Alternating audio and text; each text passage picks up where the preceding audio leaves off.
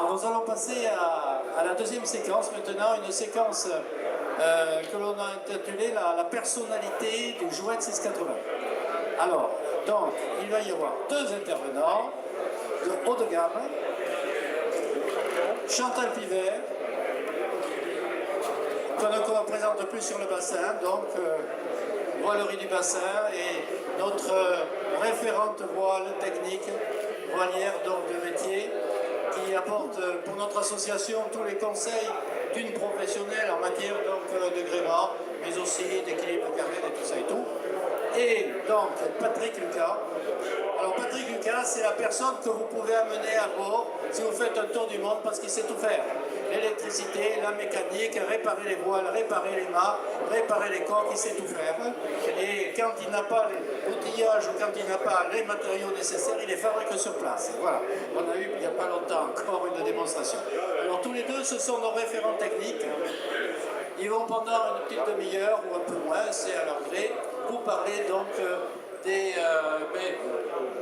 des parties techniques de notre bateau, des caractéristiques, enfin, à leur goût. Voilà, merci à eux. Le micro.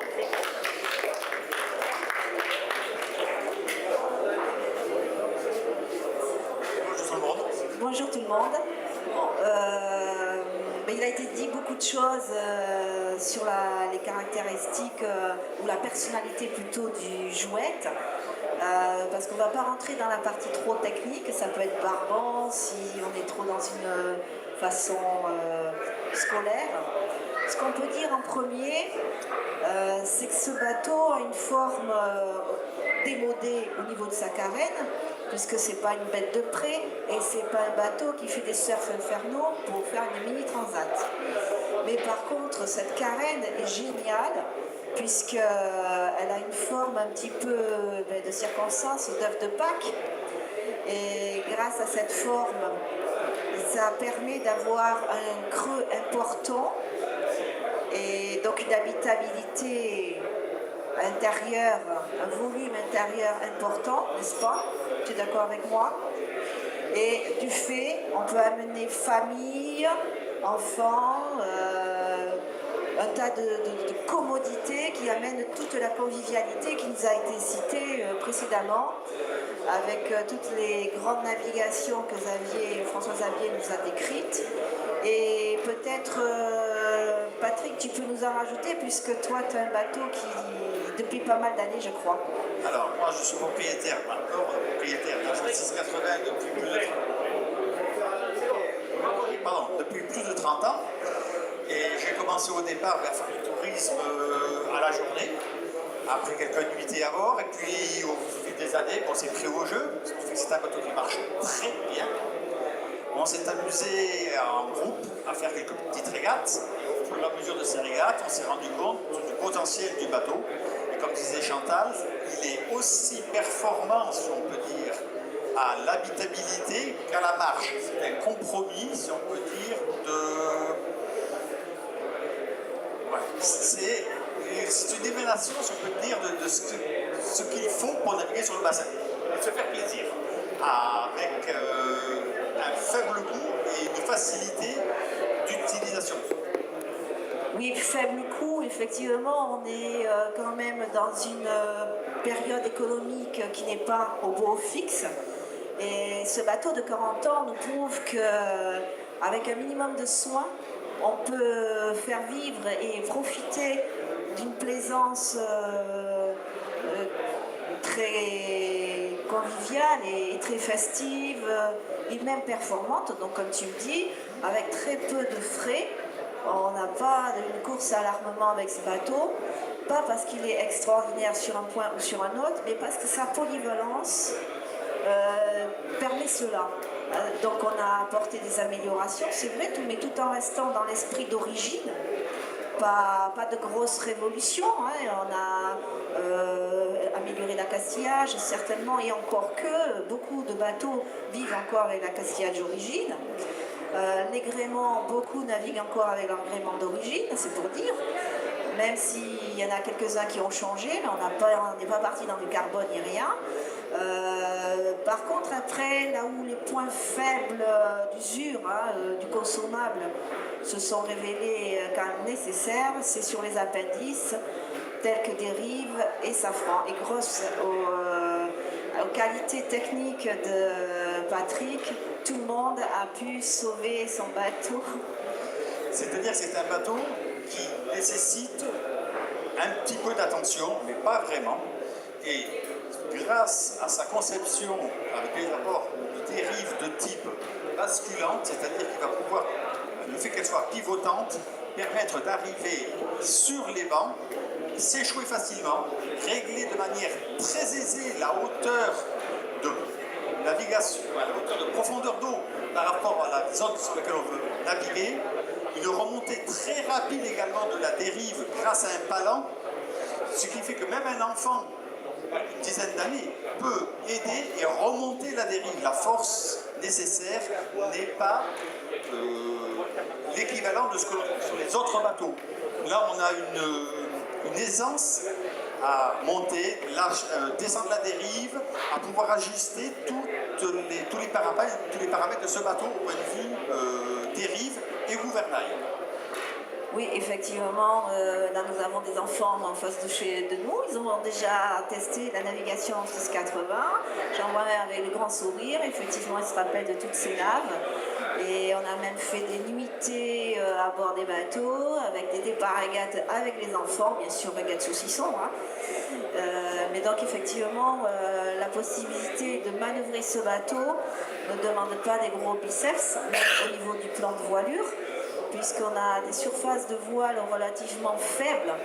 Ce bateau pourrait être beaucoup plus voilé. Hein. D'ailleurs, il est en dessous de la jauge sur les points de jauge où on pourrait augmenter les surfaces. Mais bon, tout le monde reste raisonnable et on tire parti quand même du rating au niveau performance.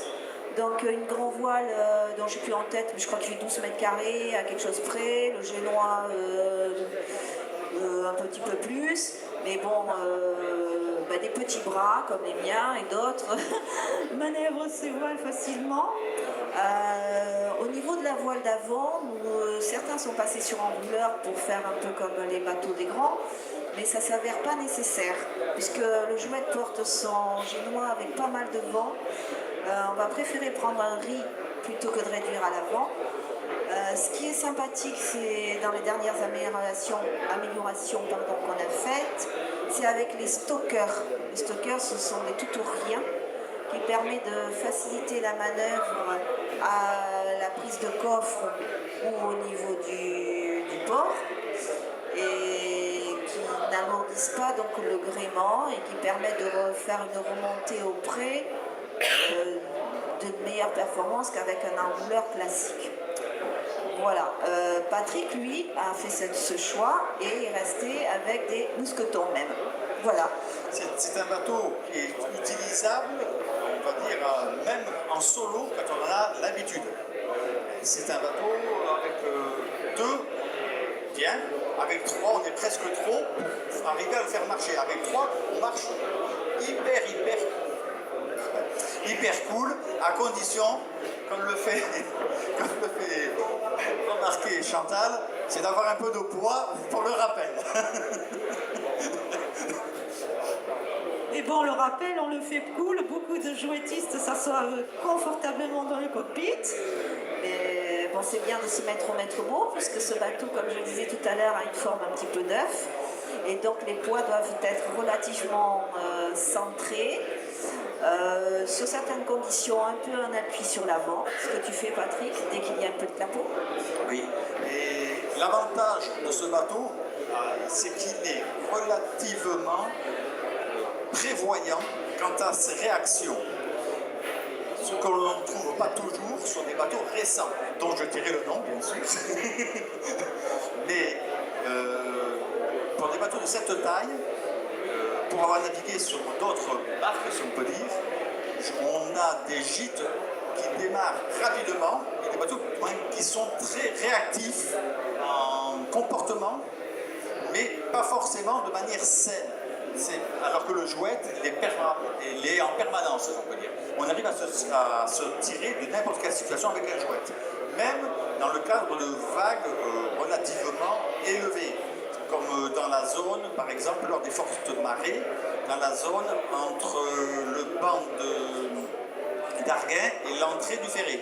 On peut rentrer, dans le cas de forte marée avec du vent d'ouest, on peut rentrer des vagues qui atteignent facilement 1,50 m de hauteur. On passe très très bien dedans. Ça passe vraiment partout. Alors, ça passe bien parce que tu es un bon barreur hein, quand même.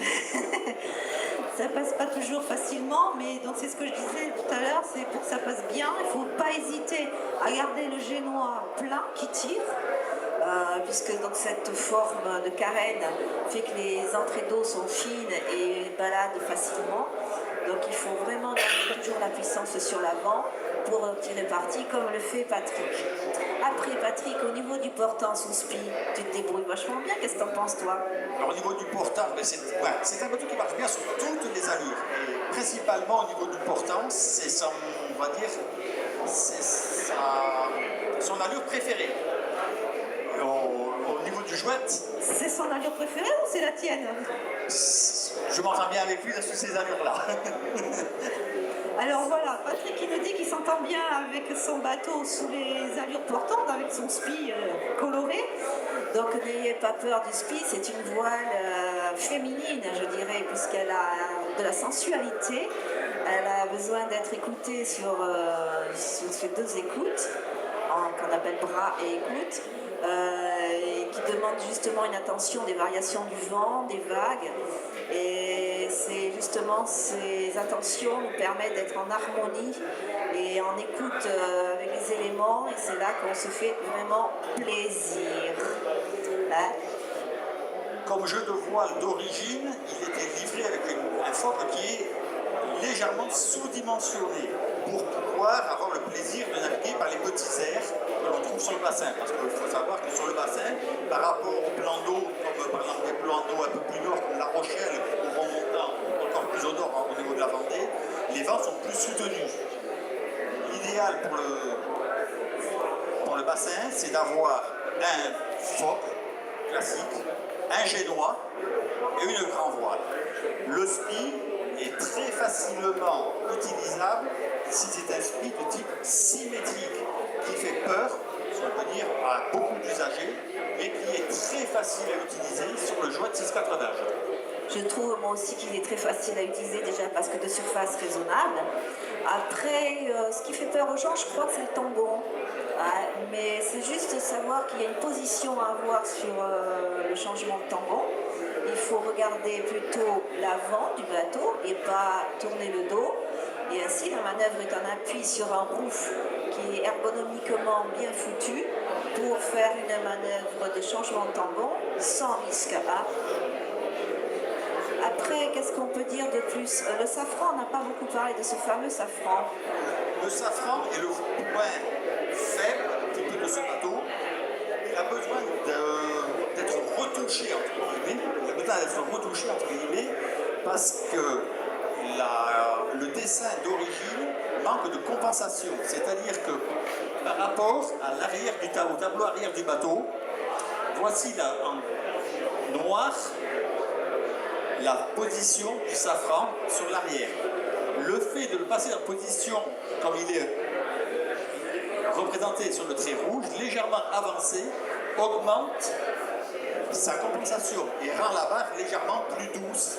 Parce que d'origine, elle peut être, si on n'arrive pas à équilibrer correctement la voile d'avant à la grande voile, peut être relativement physique.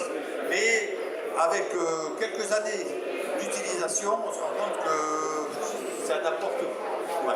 On arrive facilement, en réglant les voiles, à compenser ce défaut et avec quelques astuces, à gérer ce phénomène de bateau, on va dire ardent, mais qui est quand même sécurisant.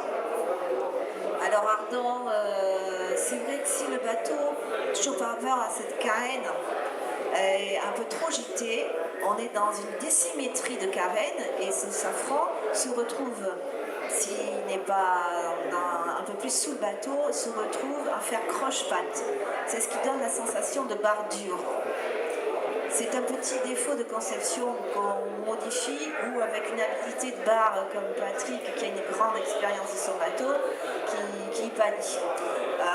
Donc c'est pas qu'on est trop voilé, c'est pas qu'il y a trop de vent, c'est juste qu'il faut être un petit peu plus attentif à un certain moment quand la carène est déséquilibrée par une gîte trop importante.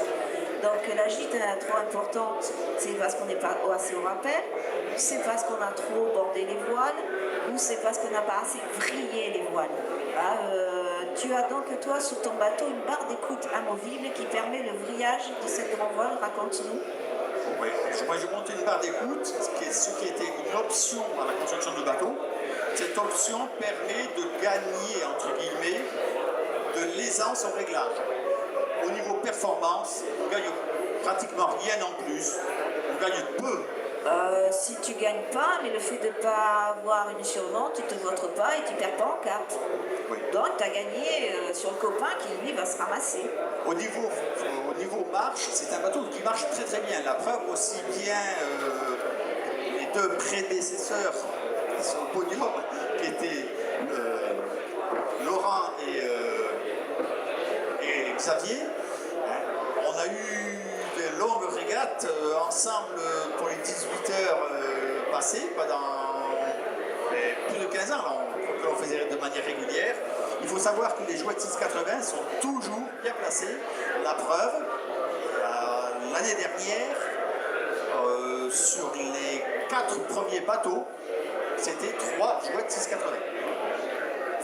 C'est la preuve que c'est quand même un bateau qui a un potentiel vitesse et rating, c'est-à-dire c'est un coefficient appliqué au potentiel du bateau qui est favorable et qui permet de vraiment s'amuser. Disons que le rating a été calculé sur le poids du bateau et la surface des voiles. Donc c'est vrai que je disais tout à l'heure, c'est pas très très voilé par rapport aux bateaux modernes. Donc il a un rating intéressant, du coup, en concurrence avec les bateaux plus modernes. Et si on sait bien s'en servir, si on en tire bien parti, grâce à cette polyvalence, que je souligne encore, eh bien, on tire parti de ce rating. Et voilà. Bon, pour ce qui est du bateau, à titre comme ça, juste pour donner des idées, moi j'ai mon fils qui a grandi avec, puisque ça fait 30 ans que j'ai ce bateau. Et à l'âge de 15-16 ans, il était déjà apte à partir avec ses copains seul à bord de ce bateau. C'est un bateau qui est, on va dire, qui est sécuritaire et avec lequel on peut faire des petits programmes sur le bassin en se faisant vraiment un grand plaisir pour un faible coût, si on peut dire. C'est un bateau qui... C'est le merveilleux bateau de 680, il n'y a pas plus à dire. Voilà.